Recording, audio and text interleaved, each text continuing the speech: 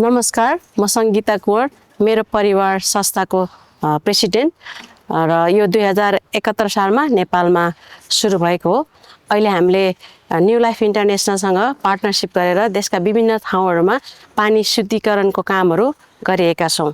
यसको आविष्कार 1980 को दशकमा श्री डेमन मैगुइरले गर्नुभएको र विश्वका विभिन्न देशहरूमा यस मेसिनद्वारा धेरै मानिसहरूले पानी शुद्धिकरणको लाभ लिइरहेका छन्। 2072 सालको भूकम्पपछि हामीले यस प्रविधिलाई नेपालमा सञ्चालनमा ल्याएका छौँ र देशका विभिन्न जिल्लाहरूमा विशेष गरी विद्यालयहरूमा धेरै मानिसहरू यसबाट लाभ पाइरहनु भएको छ र हामी विश्वास गर्छौँ आउने दिनहरूमा यसले निरन्तरता पाउनेछ।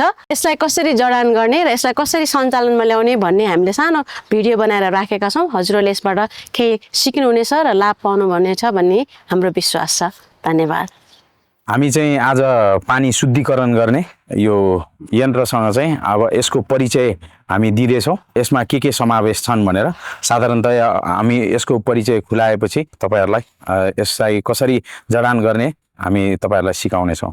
यो चाहिँ सोडियम हाइड्रोक्साइड ट्युब भन्छ यसलाई। यो चाहिँ साइजमा अलिकति मोटो छ, साथसाथै यसमा कलर इन्डिकेसन पनि राखिएको छ र हामी लेखपढ गर्नेहरूलाई चाहिँ हामीले यहाँनिर लेखिदिएका पनि छौँ ताकि कसैलाई पनि अलमल नहोस्।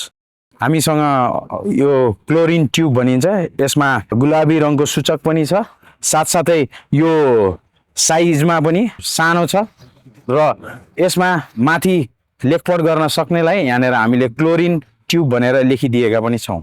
हामीसँग अर्को छ यो हब, जसलाई चाहिँ यो शुद्धिकरण यन्त्रको चाहिँ मुटु मानिन्छ, जसले चाहिँ नुनमा भएको सोडियम र क्लोरिनलाई अलग गर्ने काम गर्दछ। यसमा साइज अनुसारले यो राखिएको छ र साथसाथै यो रङको सूचक पनि ताकि हामी नझुकियोस् भनेर यसमा इङ्गित गरिएको छ। यो चाहिँ तप परिवर्तक हो जसले चाहिँ यन्त्र सञ्चालन गर्दै गर्दा जुन तापक्रम त्यहाँनिर निस्किन्छ त्यसलाई चाहिँ सन्तुलनमा राख्ने काम गर्छ। यो चाहिँ भेन्चुरी भन्दछ यसलाई, जसले चाहिँ उत्पादन भएको क्लोरिन जुन छ त्यसलाई चाहिँ ट्याङ्कीमा भएको पानीसँग मिश्रण गर्ने काम गर्छ। र हामीसँग दुईटा फरक ट्युब यो पाइपहरू छ जसमा चाहिँ दुईटा फिटिङ्सहरू ठुलो र सानो गरेर राखिएको छ, जसले गर्दाखेरि चाहिँ हामी कुनै पनि अवस्थामा यसमा नझुकियोस् भनेर हामीले यो राखेका छौँ। हामीसँग यो ड्रेनेज ट्युब छ जसले चाहिँ त्यो रहेको पानीलाई ड्रेन गर्ने काम गर्दछ र दुईटा एउटै साइजको राखिएको छ। र हामीसँग अर्को यो क्लोरिन ट्युब भनिन्छ यसलाई, जसले चाहिँ त्यो बनेको क्लोरिनलाई चाहिँ पानीसँग मिक्स गर्ने काम गर्दछ। र यो चाहिँ हाम्रो टेस्टिङ किट, जसद्वारा चाहिँ हामीले बनाएको पानीमा चाहिँ कति मात्रामा क्लोरिन छ भन्ने कुरा हामीले यसबाट जाँच गर्छौँ र यसमा हामी निर्भर हुन्छौँ। यो चाहिँ पानीको बोतल हो जसमा चाहिँ यो लेबलिङहरू गरिएको छ, जसबाट चाहिँ हामीले पानी राख्ने क्रममा चाहिँ निश्चित मापन गरेर राख्ने गरिन्छ।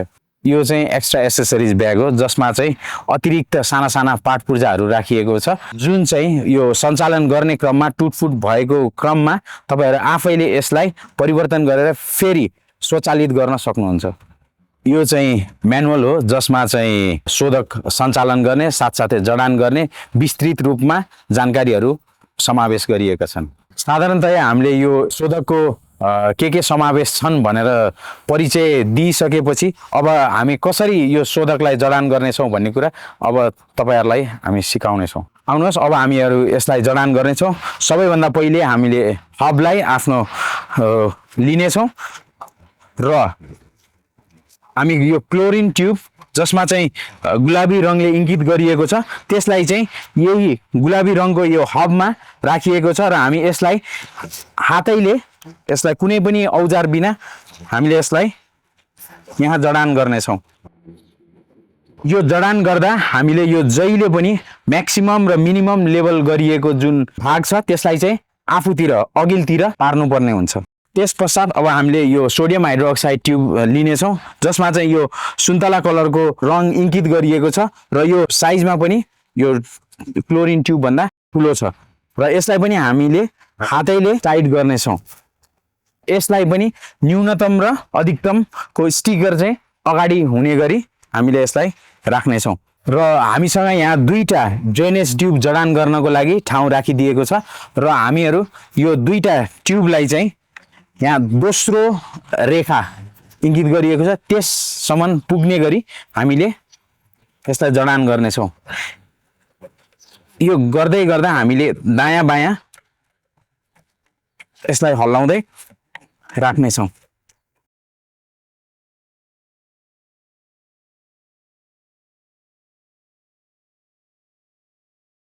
यसलाई चाहिँ यहाँ पछाडि यो स्ट्यान्ड राखिदिएको छ र यसमा चाहिँ हामीले यसलाई राख्नेछौँ, अड्काउनेछौँ। यसरी हामी दुवैतिर यसलाई राख्नेछौँ।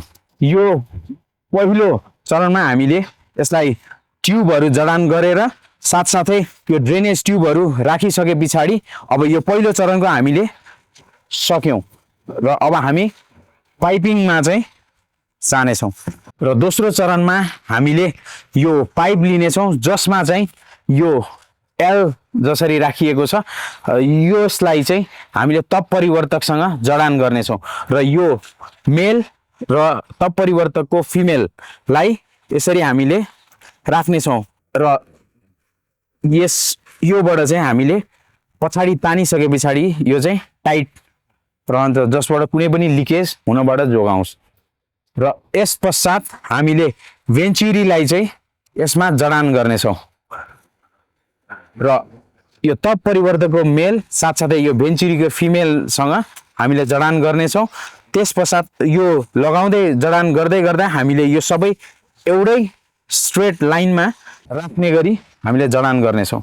यसमा हामीले अब अघिको यो दोस्रो यो पाइपलाई जडान गर्नेछौँ जसमा चाहिँ यो भेन्चुरीको मेलसँग हामीले पाइपको फिमेल चाहिँ जडान गर्नेछौँ।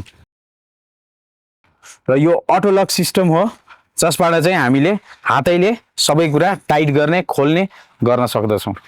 अब हामीले यो दोस्रो चरणको पनि जडान गरिसकेका छौँ र अघि हामीले पहिलो चरणमा गरेको जडान गरेको जुन पार्ट्सहरू छ पूर्जाहरू छ त्यसलाई चाहिँ यो तप परिवर्तकको यो भाग चाहिँ हामीले यो सोडियम हाइड्रोक्साइड ट्युबको भित्र यसरी राख्नेछौँ र यसलाई अघि पर्ने गरी हामीले यसरी जडान गर्नेछौँ र साथसाथै यसमा चाहिँ हामीले अब अन्त्यमा चाहिँ यो क्लोरिनेटिङ ट्युब जुन छ त्यसलाई यो भेन्चुरी साथसाथै यो क्लोरिन ट्युबमा रहेको यो दुईटा सानो पाइपिङहरूको बिचमा हामीले यो दुईटालाई जडान गर्नेछौँ।